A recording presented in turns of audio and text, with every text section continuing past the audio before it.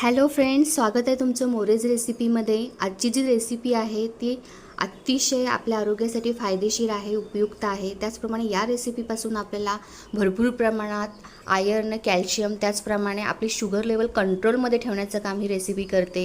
Even weight लॉससाठी तर ही recipe अत्यंत उपयुक्त आहे। त्याचप्रमाणे ही रेसिपी तयार करत असताना आपल्याला कुठल्याही प्रकारचे ड्रायफ्रूट्स लागणार नाहीत, इवन तेलाचा एक थेंबही लागणार नाही।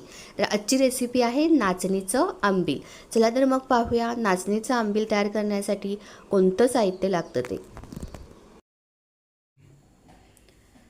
2 टेबलस्पून नाचणीचे पीठ, मीडियम वाटी ताक, त्याचप्रमाणे 1 टीस्पून कुटलेले जिरे आणि ठेचलेला लसूण, त्याचप्रमाणे चवीनुसार मीठ आणि अतिशय महत्त्वाचे इन्ग्रेडियंट्स म्हणजे पाणी।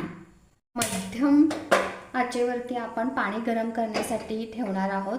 पाण्याला उकळी आल्यानंतर आपण त्याच्यामध्ये नाचणीचं जे पीठ आहे ते घालणार आहोत आणि गरम होईपर्यंत आपण नाचणीचं मिश्रण करून घेणार आहोत। आणि मिश्रणासाठी आपण थोडं पाणी जे आहे ते नाचणीच्या पिठामध्ये घालणार आहोत आणि त्याचं एक मिश्रण करणार आहोत। मिश्रण तयार करत असताना त्यामध्ये लम्स होणार नाही याची आपण दक्षता घेणार आहोत। पिठाचं मिश्रण तयार करत असताना लागेल तसं आपण पाणी घेणार आहोत।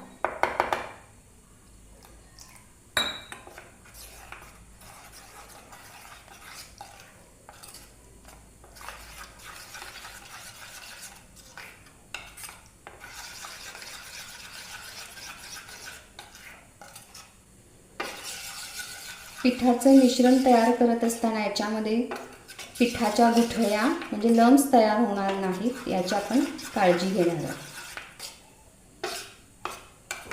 अशा प्रकारे छान पिठाचं मिश्रण तयार झालेलं आहे।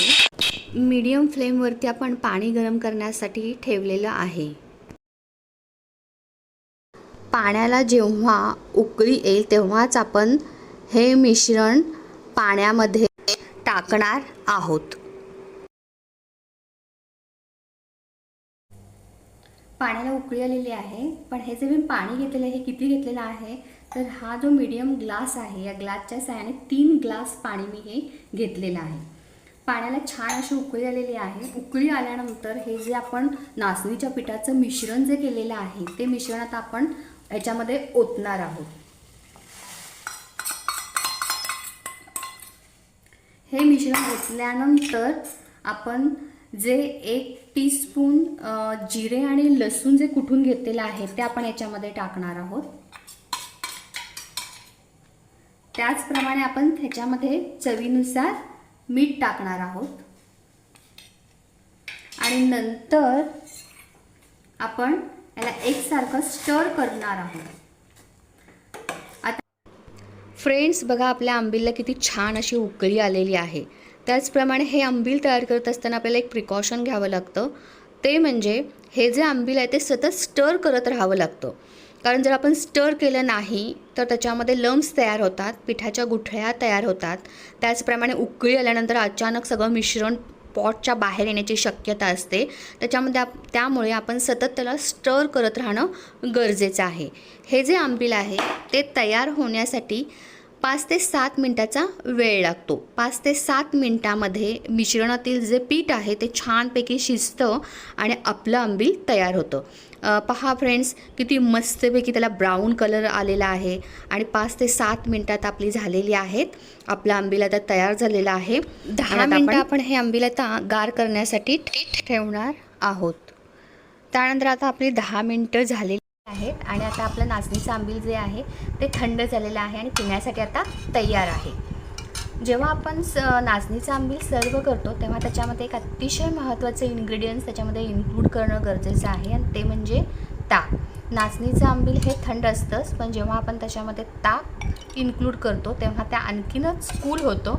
म्हणून आजची जी रेसिपी आहे ती थंडा कूल करणारी रेसिपी आहे। आता आपण नाचणीचे आंबील जेव्हा ग्लासमध्ये सर्व करण्यासाठी घेतो तेव्हा त्याच्यावरून आपण थोडंसं हे ताक घालणार आहोत की ज्याच्यामुळे नाचणीचं आंबील जे आहे ते आणखीनच काय होईल, कूल होईल। बघा फ्रेंड्स, किती मस्त आणि छान अशा पद्धतीने आपलं नाचणीचं आंबील तयार झालेलं आहे. अशा प्रकारे तयार आहे आपले थंडा थंडा कूल नाचणीचे आंबील.